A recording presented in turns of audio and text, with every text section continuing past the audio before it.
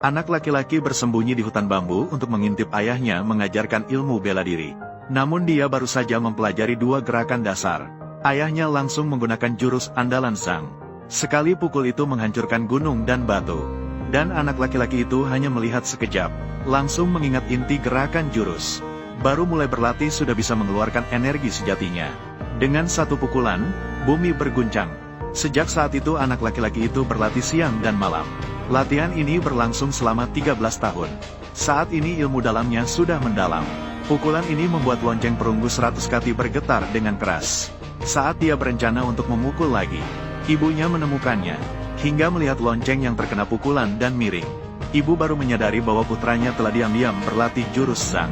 Segera memerintahkan putranya untuk berlutut dan mengakui kesalahan.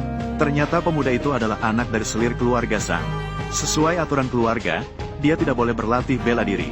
Dulu, kakaknya juga memiliki bakat alami yang luar biasa. Karena mencuri belajar ilmu bela diri warisan keluarga. Melanggar aturan keluarga. Dipukul oleh ayah hingga menjadi bodoh. Pemuda itu tidak bisa melupakan ayahnya. Pukulan yang mengenai kepala kakaknya. Dia ingin menghancurkan belenggu aturan keluarga bagi anak dari selir. Saat itu, kakaknya yang dijadikan bodoh berlari mendekat. Melihat kondisi kakaknya yang bodoh, Zhang Hao bersumpah untuk membela kakaknya. Saya Zhang Hao. Pukulan menghancurkan langit, kaki menginjak bumi. Keluarga Zhang bagaimana harus menghadapi saya lagi? Ibu menarik Zhang Hao dengan keras. Dia berkata bahwa lonceng perunggu ini hanya seberat 100 kati.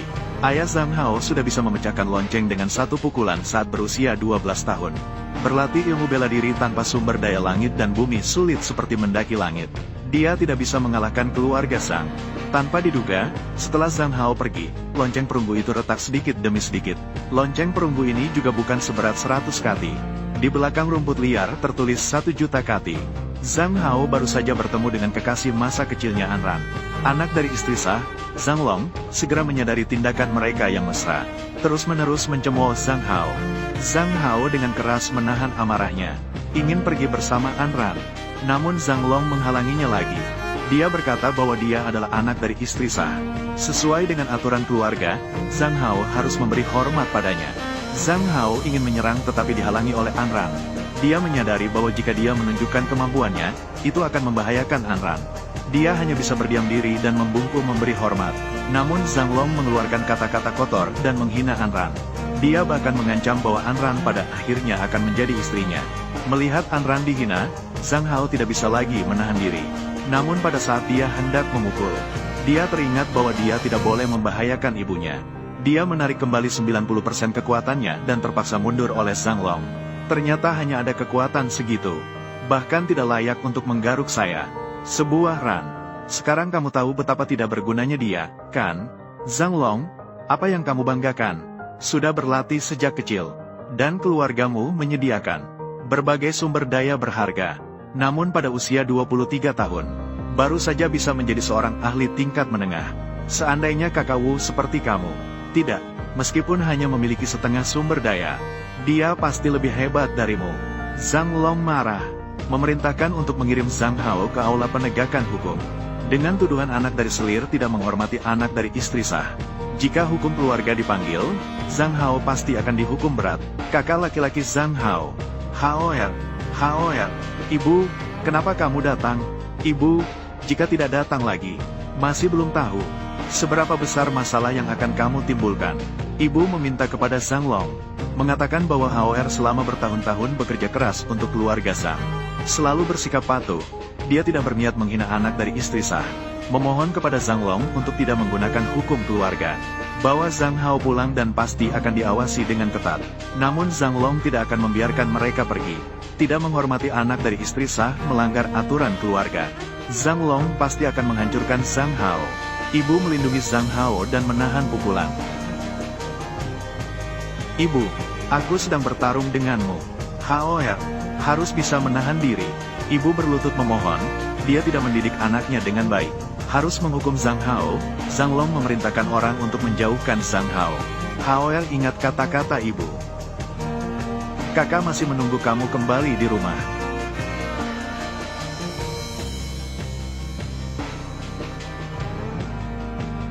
Ibu berdarah dari mulut setelah dipukuli. Ayah datang dan berhasil menghentikan Zhang Long. Zhang Hao melepaskan diri dan tidak membiarkan ayahnya menyentuh ibunya. Turnamen seni bela diri akan segera diadakan, keluarga Zhang tidak bisa menimbulkan masalah. Dia juga mengumumkan di depan umum pemenang turnamen seni bela diri. Tidak hanya bisa mewarisi posisi kepala keluarga, tapi juga bisa menikahi An Ran sebagai istri. Zhang Long memperingatkan An Ran, jangan berharap pada Zhang Hao yang tidak berguna ini. Posisi kepala keluarga adalah miliknya. Sementara Zhang Hao melihat ibunya yang terbaring lemah. Ibu dan kakak bodoh. Dia bertekad untuk berpartisipasi dalam pertandingan. Meskipun harus mati dipukuli, itu lebih baik daripada hidup dengan gelar anak dari selir. Dihina seumur hidup, dihina tanpa mempertanyakan latar belakang, hanya mengandalkan kekuatan. Karena anakku memiliki cita-cita setinggi langit, maka cobalah, tapi kau harus berjanji padaku. Jangan sekali-kali menggunakan jurus keluarga Zhang. Zhang Hao pergi sendirian menuju pertandingan bela diri. Namun Zhang Long menertawakan dia yang bahkan tidak memiliki Ling Douzhan.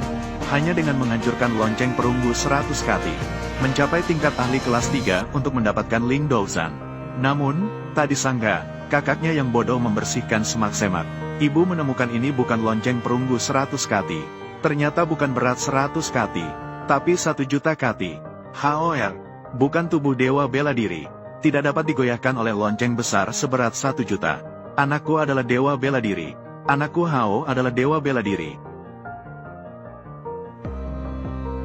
Menunggang kuda besar. Menunggang kuda besar.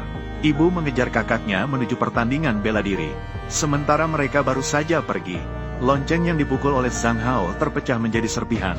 Dan Zhang Hao tidak menyadari bahwa dia telah menghancurkan lonceng seberat 10.000 kati. Memutuskan untuk bertarung habis-habisan. Orang pertama yang naik panggung belum sempat bertarung 2 kali. Langsung dijatuhkan oleh Zhang Long dari panggung.